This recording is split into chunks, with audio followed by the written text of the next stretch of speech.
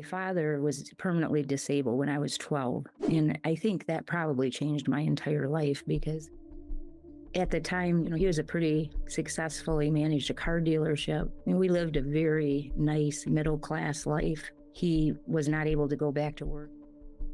I just realized that our life turned dramatically different at that age, and I became an entrepreneur very young. I literally melted crayons and made candles and sold them door to door, and I bought a book when I was 16 called Nothing Down, and trying to figure out how I could buy real estate with no money. And when I was 19, I put $2,500 down on a duplex in Norway.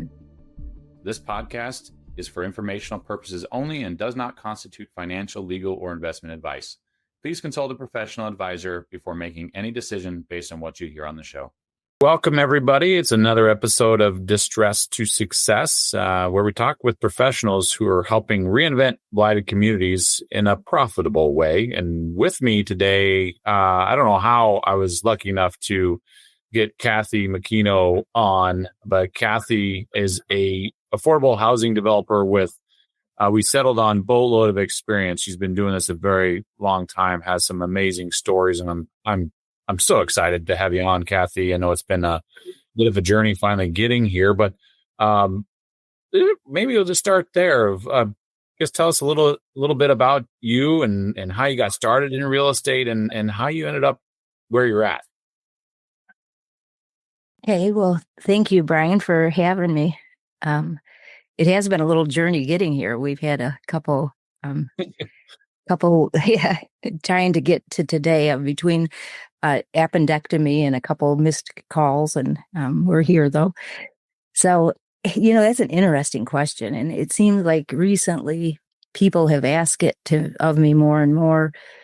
I think probably because of my age, and I think being a woman in a development capacity, back in the 80s, it wasn't as common.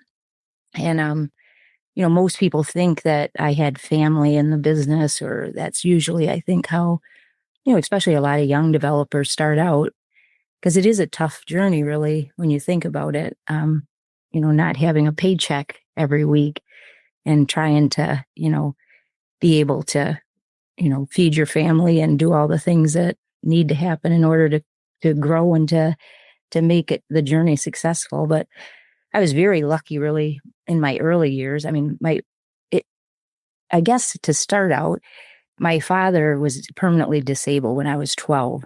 And I think that probably changed my entire life because at the time he was a pretty successful, he managed a car dealership, and we lived a very nice middle-class life. And at 12 years old, he was not able to go back to work. He had a massive heart attack, was in the hospital for 31 days, and they really didn't expect him to live. But, he came home into a hospital bed, really, for the rest of his life. And I just realized that, the auto industry in general, when you think about auto workers, they have these wonderful pensions, they're unionized, really great benefits, I think, all around. And he literally had a massive heart attack and came home to no health insurance, no pension, and no car even, because he was driving a borrowed, the managers use the car from the dealership every year or every day. So, our life turned dramatically different at that age. And I think I just became an entrepreneur very, very young. I did anything I could to help him pay the bills. My mother was a homemaker. She had not worked my entire life. She was a wonderful mom and a wonderful homemaker, but didn't have an outside job. And I literally melted crayons and made candles and sold them door to door, and, wove pot holders. And my dad and I collected newspapers, and you'd fill the car up with newspapers and take it and weigh them, and then you get paid for that way. I dug night crawlers and sold worms at the local lake. And so it's been a real journey. But I think one of the things that happened to me is I became a full-time babysitter for the gentleman that moved in across the street. him and his wife had 2 children, and he was a real estate investor. And I think just watching him and seeing, the life he led. And I mean, he happened to invest in quarter car washes. I don't know if you guys remember those days, but they'd have bags of canvas bags, like the cartoons of quarters, all around his office. And it just made me think, gosh, he's doing something right. We're struggling across the street, and he's really, become very successful at doing what he did. And he happened to own a bunch of duplexes and fourplexes in an area near my hometown called Norwayne. And it was built during World War II. And I mean, they called it Shack Town or Cardboard City.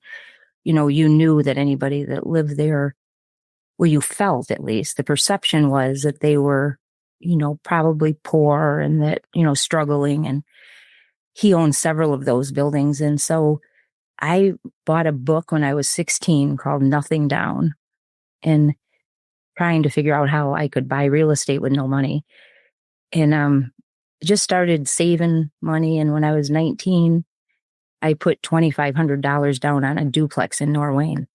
And that was kind of the beginning of my real estate career. And it evolved into, I was very focused on kids. I think being what happened to me and seeing how kids, the perception of being poor and how it can really impact your life, that it made me want to do what I could to lift children, at least, and their families from, to make a long story short, I fell across the tax credit program. And the first tax credit development I did was in 1995.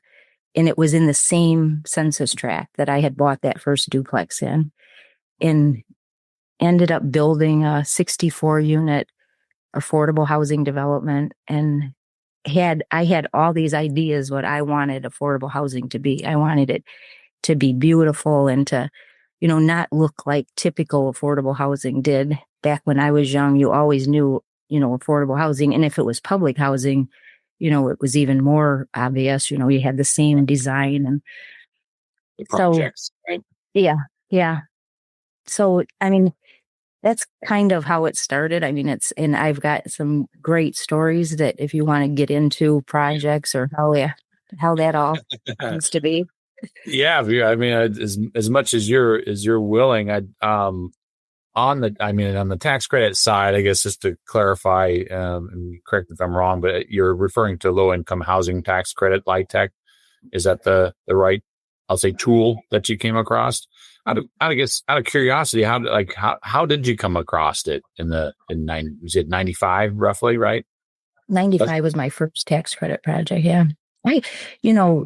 I'd have to go back 10 years prior to that, when I think I've always been willing to kind of research things that interested me, because like I said, I had a affinity with children and trying to, so, out of nowhere, I had struggled. I'd had a miscarriage and a stillborn son in 1983, and really thought I probably wasn't going to be able to have children. So I just decided I wanted to open a daycare center. And I did that thinking, now I look back on it and I think, I was 25 years old. I had no knowledge of daycare centers. My degree was in economics, but I knew I loved kids and I wanted to help make an impact on kids' lives.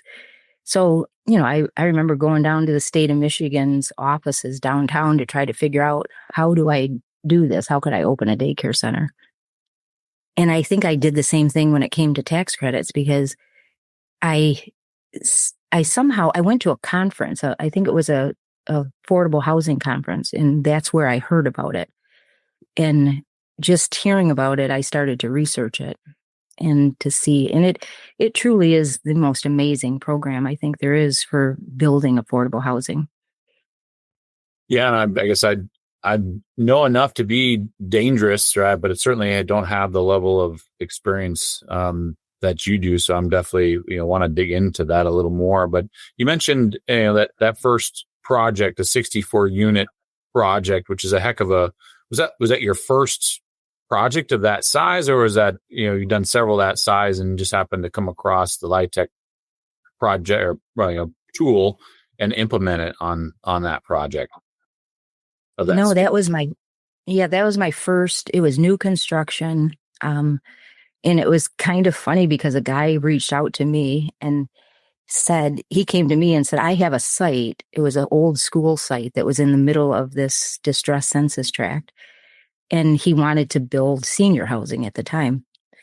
And he said that he had approached MSHA and they had said, you need somebody with experience.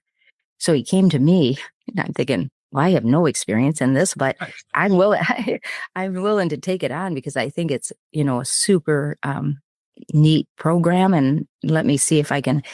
And that's why I said I was just lucky, I think, because 9% tax credits are super competitive and, very difficult, I think, to, probably 1 in 6 shots at when you apply to get them. Mm-hmm. And I put 2 applications, and I had real estate experience. And at that point, I probably owned maybe 250, 300 units from that time when I was 19 and bought the duplex. I just kept buying. Every time I had $1, I would try to invest in real estate. I never, when I got to 60 years old and looked back, I thought, I don't have a pension. I don't have any sort of, estate planning type situation. I was like every time I had a chance, I just bought a piece of real estate. So that was my whole, kind of game plan. I never really looked beyond that, which, was probably not smart, although, I can't complain about how it's treated me. But anyway, when I put the application in for this project and they own the land, which was, worked out perfect. And I happened to have another building in Detroit that I thought, well, since I'm doing this, I'm going to put them both in at the same time. One was a rehab and then one would be new construction. And I got them both the first time I tried. Yeah. So like I said, I was very fortunate. And then from then on, I've done 22 9% tax credit projects. That's amazing. So doing them that's near the beginning of the LIHTC project. Were they as competitive back then as they are today from your perspective anyway? I think they were probably as competitive. I mean, I remember the application numbers seem to have gone down, actually. There used to be, 80, 90, 100 applications for each funding round. Sometimes I've seen it now as low as 20. So it's, I think what's happened is people realize it's so competitive that they just get frustrated and maybe don't apply. But, that deal in particular, I look back on it and I think, why was that such a great project? My first project was probably number-wise the best project I ever did. It was, like I said, 64 units. The land cost was minimal because of, they own the land. They had bought it from the school district. So the land cost was low, but the pricing on the credits was 63 cents. And there was no deferred fee. We funded an operating reserve that we didn't need and ended up being able to take the operating reserve, release it like in year 3. I had 20% AMI units in that project, which, is almost unheard of. Some of the units rents were, $100 a month. Oh, wow. Yeah. I mean, it was literally numbers wise and beauty. I mean, you see it today, it's 30 years old. Absolutely gorgeous. I mean, but it's because I wanted it to look like a market rate. I looked at every luxury project in the city and thought, what is it that makes them, stand out? And, I had like a green dimensional roof rather than, the old brown asphalt shingles and orange brick. I had light brick. I had beige windows back when they were using the slider aluminum windows. And, real big glass doors and glass block around the entrances. And it was beautiful. I mean, today it's still beautiful. But I mean, that's the kind of thing, to me, when somebody goes home, it makes them feel good about where they live. Right. And that changes people's, I think, kind of feelings about everything, gives them a little hope. Open, perspective and optimism, right? If you're proud, whatever it may be, proud to go home, proud to go to work, right? Just having pride in general, Right. what you're doing. I'd love to. I mean, I understand, most of what you're referring to, but I don't know that everybody listening would have that same understanding. So, maybe unpack a little bit of. You mentioned LIHTC being like one of the best or most magical tools, right, for affordable housing. Can you expand on a little more of why you think it and thought and believe it is such a magical tool? Well, I mean, beyond the ability to build the projects and create these great places to live, it also, the program itself, I bought my first Section 8, project-based Section 8, small portfolio, like 2 buildings in Detroit in 1985. I was 25 years old, and I watched what Section 8 does to families. To me, it is, something that we should not be.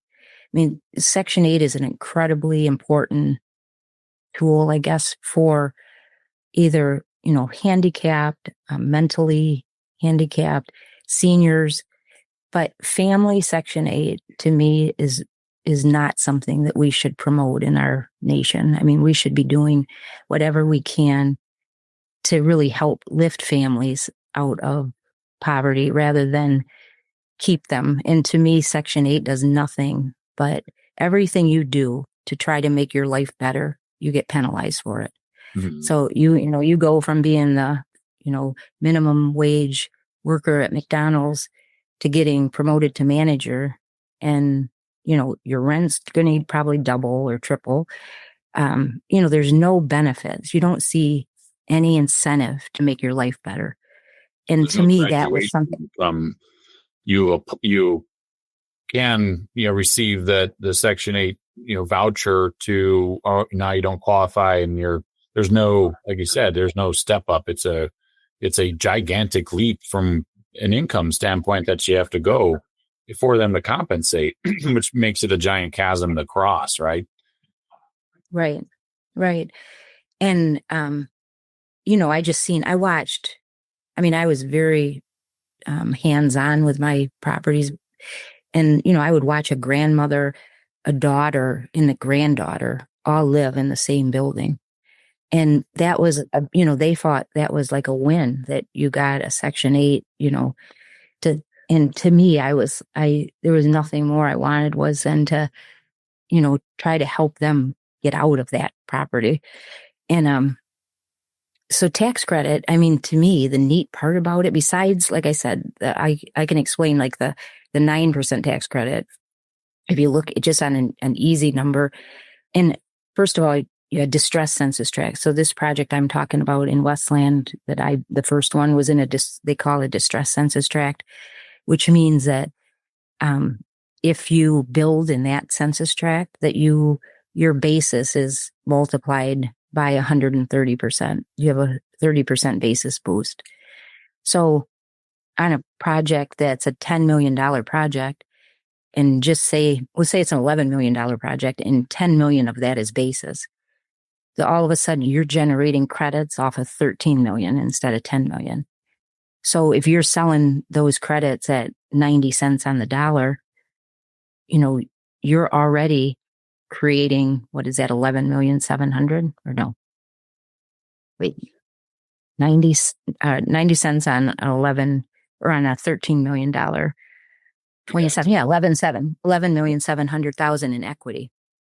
So you're already net positive.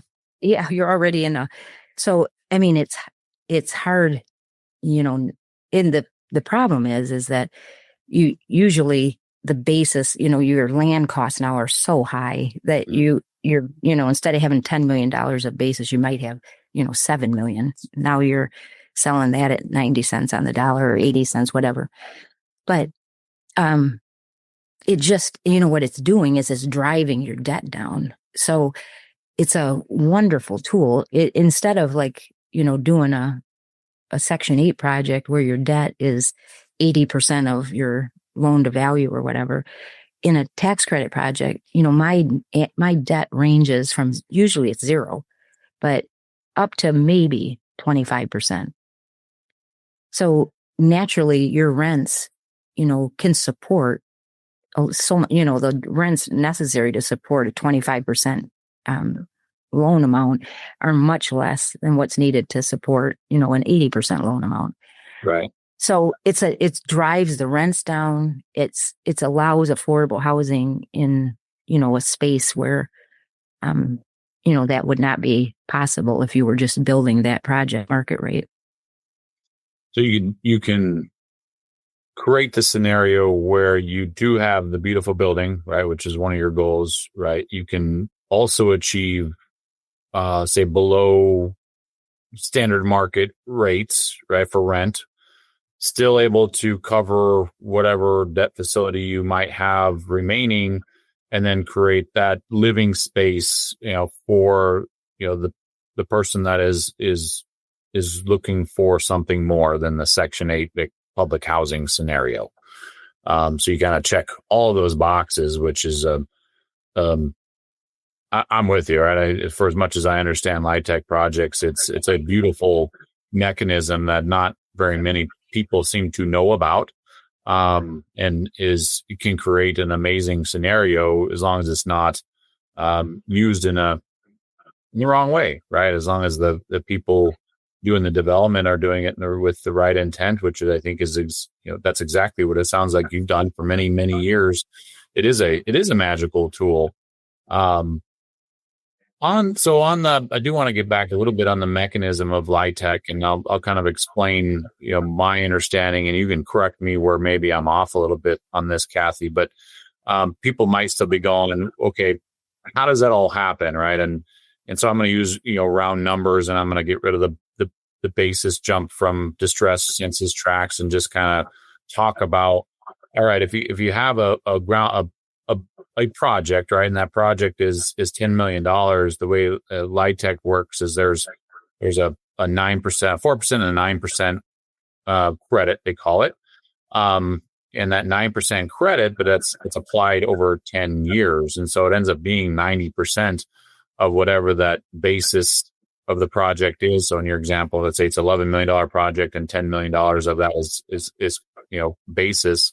Well, $9 million over 10 years is what can be applied as a tax credit. Now, it is a tax credit, so it does need to be monetized in some way. And my understanding is some states allow you to monetize it normally, and others, have a unique, roundabout you have to go through to get to that point. But you're essentially selling that tax credit to a third party investor group. And they might buy it for, let's say, 80 to 90 cents on the dollar, right?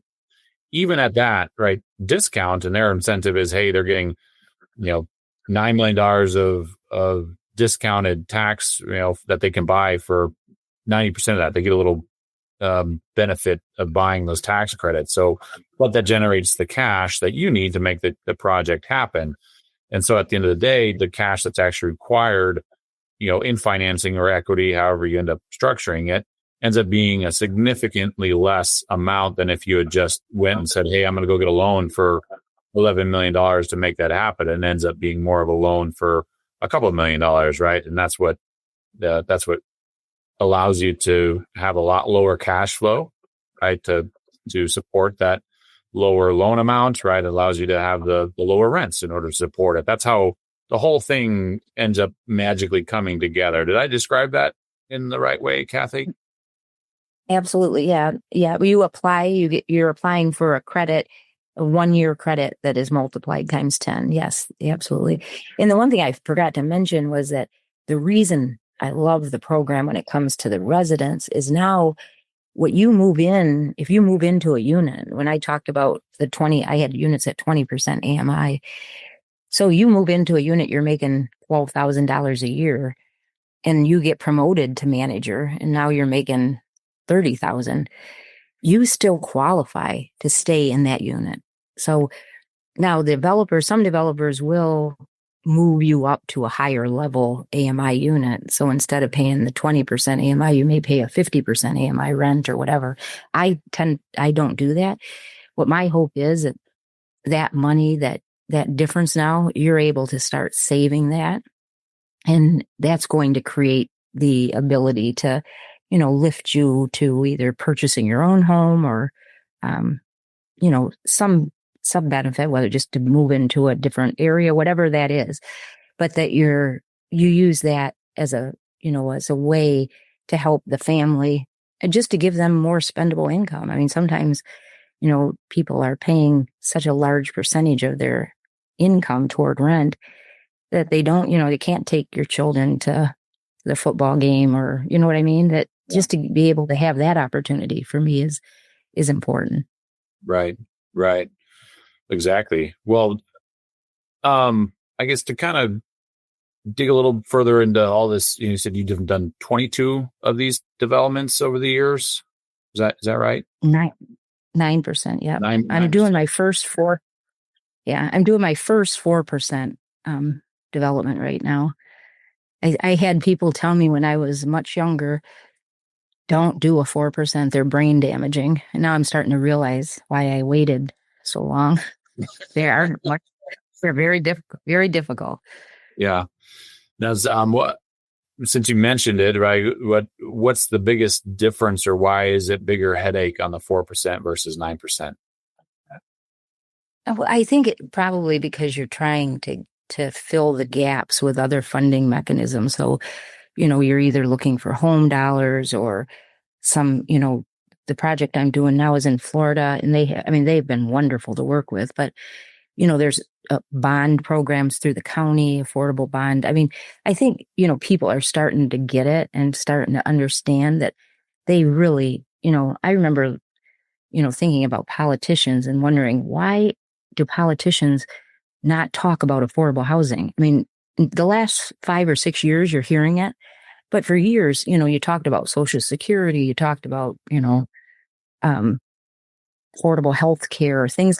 But I thought they never talk about affordable housing. And it, to me, is the most important thing, because without affordable housing, every other socioeconomic issue we deal with somehow relies on it, whether it's crime or drug use or, food deserts or just child welfare. So many things are impacted by homelessness, right? I mean, it's rough when entry level housing in the town I grew up in I grew up in Montana, and so the town I grew up in became popular from a recent Yellowstone show, and I used to think of Montana as a very affordable, a great place to raise a family, but entry home price in most of the parts of Montana went from $200,000 to over $700,000. I can't imagine graduating, from a university. You're already in debt, right? And then you stare at trying to buy a house that's $750,000. To me, that's unfathomable. That's not affordable. That's just, lifetime of indebtedness. And nobody can get ahead in that. So I think you're spot on with why isn't it talked about, right? That's part of what we're trying to do here. Right. And I do think they're starting to talk about it. Right. These last couple elections, you've heard about it more than you've ever heard about it. Yes. Well, yeah, with housing prices skyrocketing, it's becoming a bigger issue, bigger than it already was. I think it's always been an issue, to your point. Just is higher on people's priority list. On those, I'll say, well, I guess to kind of highlight the 4%, so people that are listening going, what are they talking about? Essentially that example that I mentioned earlier, instead of getting 9% times 10, you get 4% times 10. And so you get roughly 40% of your costs, back through a tax credit, which means you got to fill that, roughly other chunk with something else. And I know a portion of that is through bonds, et cetera. But, to your point, the headache is trying to bridge that gap. And so it's helps, right? But it's not as much help as a 9%, because you don't have all of those options available to lower your rent, right? Make it more affordable. But it is some help. Now, so why do people, that in mind, in your opinion, like why do people go after 4%? Why don't they always go after 9%? Well, I think just the competitiveness. I mean, 4% is not competitive. You can apply and it's basically an automatic, as long as you have a good team together. And, I think the competitiveness just pushes people away from the 9%. Got it. Knowing it, I mean, you can try for years, and not get an application funded. So, it just depends on how long you can hang in. Yeah, how patient you have. Well, the fact that you've been successful in 22 of these over the years is amazing. And have all 22 of those been in Detroit, or have they been spread out in different areas? What does that look like? In southeastern Michigan, yeah. Okay. And so on those that you did in the Detroit area, I guess, are you still doing them in the Detroit or Southeast Michigan area? I have not done a new project in Detroit. See, my focus really went to Detroit the last, I'd have to, if I don't count the last 10 that I've done nothing there, 10 years before that, I started really focusing on neighborhoods in Detroit in the early 2000s. And, because the 9% program is a wonderful tool for taking, especially the beautiful historic buildings in Detroit that are vacant, that have been vacant for decades, taking those and, because you really can't afford to do those developments with any other mechanism. I mean, they're too expensive. They take a lot of, between the historic integrity of the building, trying to maintain that. But that's where I really got, had a bad experience that took me back a few steps. So I haven't been able to really bring those developments to fruition in the last 8 or 9 years. Was there those bad experiences, anything that you're willing to dive into, or better not today? Oh, no. I mean, I would say there was a few of them, but I think the most difficult thing I went through was back in the mid 2000s, when everything real estate wise was at a terrible time. I really started to focus on neighborhoods. So I would try to buy multiple buildings in neighborhoods that I thought I considered on the fringe, that they were, just a block outside of a really vibrant area, but that just, for whatever reason had been left behind. So I had bought 14 buildings in this one neighborhood called Palmer Park, and just a beautiful historic neighborhood. It's nationally designated. There was 52 multifamily buildings in this neighborhood, and like 6 churches and 1 commercial building. It's just very, very dense and very residential.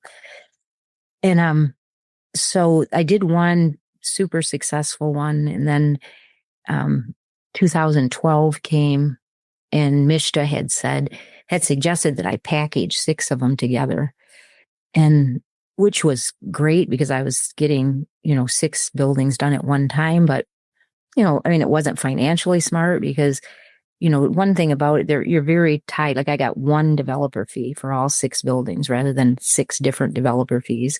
And as a developer, that's really all you have in these deals, is you're not cash flowing, for the period of time after you place it in service and until the compliance over. You're, basically just paying your bills. I mean, that's kind of what they're set up to do. And so to make a long story short, I mean, a lot of things I look back and I think, I should have fought harder for what I knew was right. But, Mishta told me that I came to the closing with 6 bonds, 6 contracts, 1 for each building. And at the closing, they said, no, we want 1 bond and 1 contract construction wise, which, looking back, that was not a smart thing to do. I mean, having 6 individual contracts, you couldn't have any sort of liens be crossed if you got one sub working on one project or one building and, he gets upset or he doesn't do what's there's some sort of dispute. Now, if he liens it, he's liening all 6 buildings rather than one. And, plus the bond, and, we had 6 bonds that were between $5 and $7 million each. And all of a sudden, one $23 million bond for us, we're just a small developer. That was a big deal. It took us 6 months to try to get a $23 million bond. So now we're 6 months behind in construction start. I still have to meet the deadlines that Historic has placed on me that I have to have a building placed in service, by the end of 2013, which, means I have 6 months to build a building. And, just lots of things that I should, like I said, I should have fought more, but I'm not. I have a tendency to think everything's going to work out and I can make this work. And, at the end of the project, I submitted for my Part 3 application for the Historic, and one came back denied. For whatever reason, they only looked at 2 applications, and one was approved and one was denied. I never had a denied application, so I had no idea what to do. I reach out to Washington, D.C., and they tell me, you just appeal it, So what they said was in their conditions, they put avoid wholesale demolition. And, I'm thinking they've already looked at all of our drawings. They've looked at the states, looked at them, national government, the city. So avoid wholesale demolition to me meant don't do anything that you haven't shown on your plans, your demo plans or whatever, each plan. So we built it right according to the drawings. And they said that we moved a kitchen wall, which we do in every project on a historic rehab, every one we've ever done, we moved. And I was able to prove that every single historic rehab in the city of Detroit, multifamily that was done 5 years prior to that, everyone had moved the kitchen wall. But so I appealed it, we won. Then the next 4 go in, they deny all 4 of them. I appeal it and we lose. Okay. And I know it was a $5 million hit to us. And it just, from there on, it was a hard, the city kind of, I felt like they didn't stand up for us like they should have. And the state didn't. And, it just turned into really kind of very difficult time being able to move forward. Right. Right.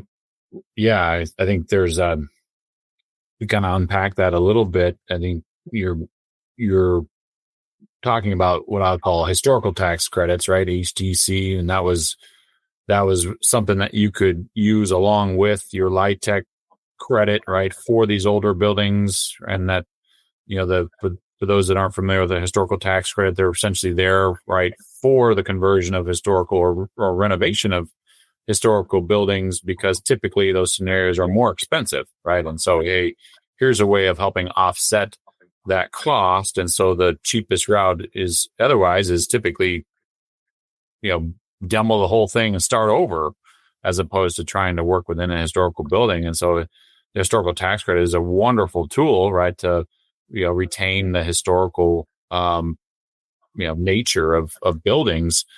But, right, when you say, that can be what, 20-ish%, 20, 25, I don't know what, 20%. But that is a significant portion of the overall capital needed in order to do those projects. And what you're saying is, at the end of the day, you went through phase 1, which is like, it was a historical building, went through phase 2, said, okay, you can proceed forward. And then in phase 3, which is when you get it awarded, is where they finally said, nope, you didn't do something according to what they wanted you to do. Is that the right way? Right. Right. And obviously that's a devastating impact, right, on a project that large, right? You said, $5 million. And so it's what, a $25 million project, right? There's $5 million. You now got to either eat it, right, or figure out how else you fund it. And that's not an easy thing to do. Yeah. Yeah.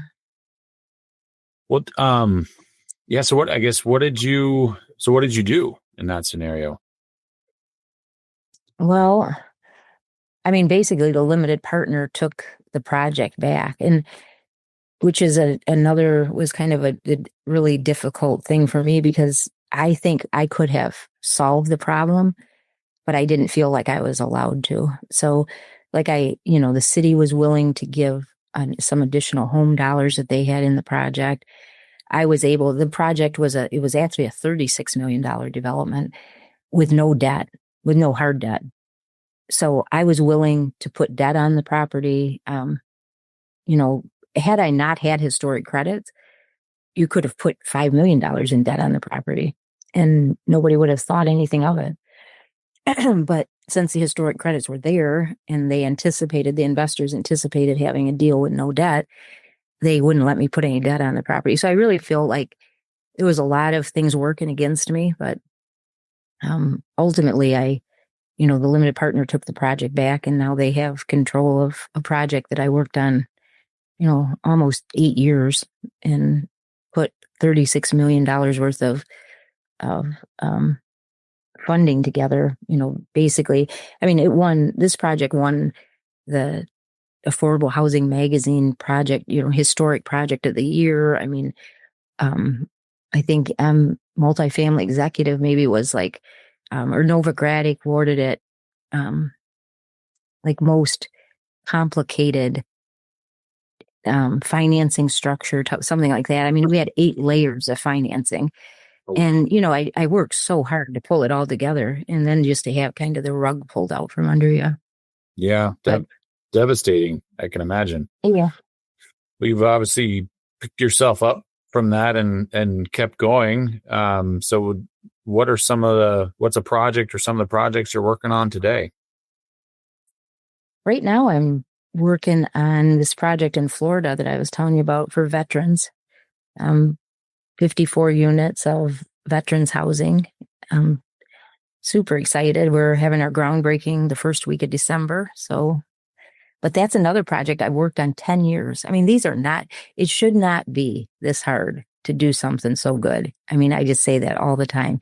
These things are way too, good to have to, just make it so difficult to make them work. That is, it's an ironic part of life, right? Like good things seem harder. So is that a LIHTC project then as well? It is. That's my first 4% one. Yeah. Got it. Well, that'll keep you going or keep you on your toes for a while longer then. Yeah. Yeah. a little bit longer. Well, Kathy, what, for sake of time, I want to be respectful of your time. What are some of the top 2 or 3 kind of lessons learned over all the projects that you've done that you think might help others that maybe are looking at this, avoid those, potholes and pitfalls? Any large 2 or 3 that you're like, man, I would just wish somebody would have told me that before. Anything like that you could share with the audience? Oh gosh, I have made so many mistakes. But everyone has been a learning experience. I mean, it's not, they're not the end of the earth type mistakes. But I don't know. I just think you got to take risks. I think that, we have a tendency to try to play it safe and not do things that you got to go out on a limb. And if you believe in something, try to make it happen. There's just, like I said, these projects, there's so many benefits to them. I think that, we as a nation need to figure out some gap funding tools to help developers make them work. And, I see so much, I don't want to say greed, but, greed is a terrible thing. And to start to see, it's just, I don't know, I guess it's, money has never been the driver for me. And I'm not saying that it's not important because it certainly is. But when you start doing too much of that and not thinking about, really the right things and how we can kind of bring the costs down of these affordable housing deals rather than, costs have just gotten out of control. And I will say that the government hasn't helped that. I mean, some of the costs that are incurred, there's so many consultants and you have to, it's gotten to a point where you're layering on $100,000 a unit for things that you don't even know why. Yeah, so much for being affordable when it's still, $200,000-$300,000 a unit at the end of the day, right? Right. Yeah. It just seems like we could do it better somehow. Right. But lessons learned. I mean, I spent way too much. I was way too committed to the city of Detroit. I wish I would have kind of expanded my development a little bit further out. And I really, just had all my focus there for so many years. And, you're really only as good as the people that are there at the time. Elections change things. And, all of a sudden you're, if you're not, I guess, on the right side of it changes everything. So right. I think I would have done that differently. I probably wouldn't have gotten politically involved. I would have just stayed more focused on just trying to do what I do. But I don't know. I mean, I do, the one thing I love is that the vacant buildings thing, to take a vacant building and to turn it around. I mean, the rewards are just so incredible. So focus on vacant buildings, focus on doing what you do best, the development side, and I guess stay out of politics. Is that kind of a... Did I get the three? I hate to say that, but I mean, I do think that I probably made some mistakes there. Yeah. Well, yeah, that's the hard part with politics, especially anymore, is it's harder and harder to even have a conversation with somebody on the other side of the aisle, even though in my opinion, most people are probably 95% aligned. But man, that 5% can create a lot of emotional energy, we'll say. Yeah. And I mean, I'm just a firm believer. I don't care if you're, what affiliation you are. Like, it's all about who you are, it's not. But it's amazing the kind of the division that's been in this last several years. I've never seen that before. And that's kind of a scary thing that I don't like to be involved in. It is. Well, this is way in the weeds. It's, seems to follow the trend of the rise of social media. And I think there's that's a whole separate topic for another day. Yeah. Look, Kathy, I would love to have you back on, because I think there's some of the things that you mentioned I'd love to dive into further, and hopefully you would entertain me in that again someday. But for today, I want to immensely appreciate or say thank you for hopping on and helping me understand better, helping the listeners understand better. If anybody would like to contact you, is there any way that they could do that? And how could they do that?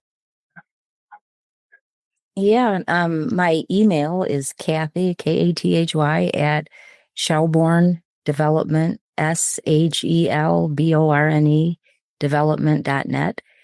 And I mean, I'd be happy to give my cell phone. I give it to everybody who ever asks for it. If you want me to, well, give my I would say I think the email is good enough. Otherwise, you'll end up with lots of phone calls. I know I end up with phone calls. So we'll save you that one. But I think anybody that is willing to reach out via email, we'll put her email in the show notes below. And I want to thank you again. So before we wrap up, I like to add on one little segment of the show I call carve outs. I didn't come up with this. I totally stole it from one of my favorite podcasts that I listen to called Acquired. But essentially, it has nothing to do with what we talked about today, just something that you came across recently, a book you read, maybe a podcast you listened to, a quote from somebody, a gadget that you bought that you thought would just be really cool and that the audience might benefit from hearing about. So whether it's one or two carve outs, as I call them, I'll go first to give you a moment to think about it. But as far as carve outs from my end recently, let's see. I recently joined a group, well, not that recently, I guess it was a few years ago, but joined a group called Entrepreneurs Organizations, or EO. And anybody that is out there building a fledgling business, EO is not the only organization out there like this, but a YPO. But I definitely have the feeling today that if I had joined EO 10 years prior, I would be in a very different state of our business, which is done well, but it could have been even better.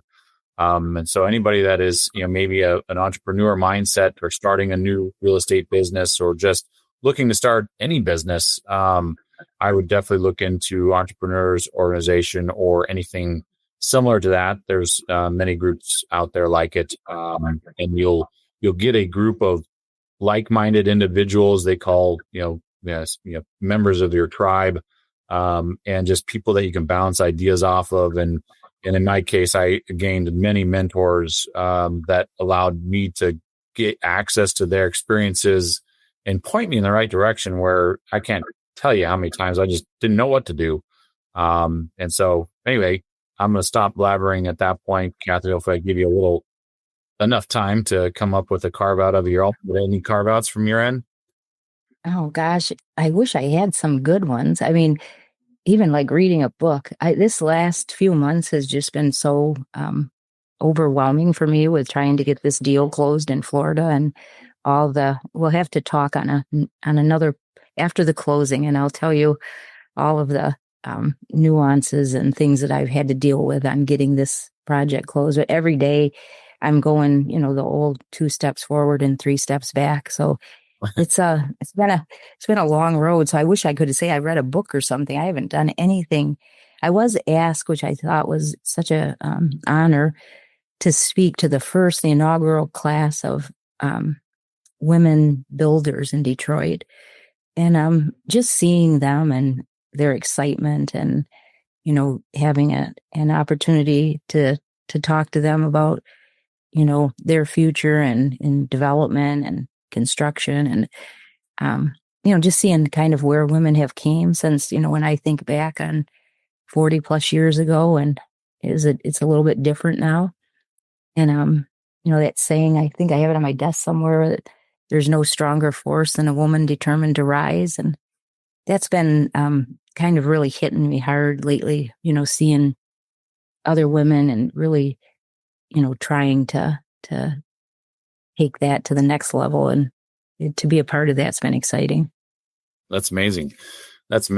Well, again, I thank you very much, Kathy. Hopefully all you listeners out there got as much out of this as I did. And until next time, good luck, everybody.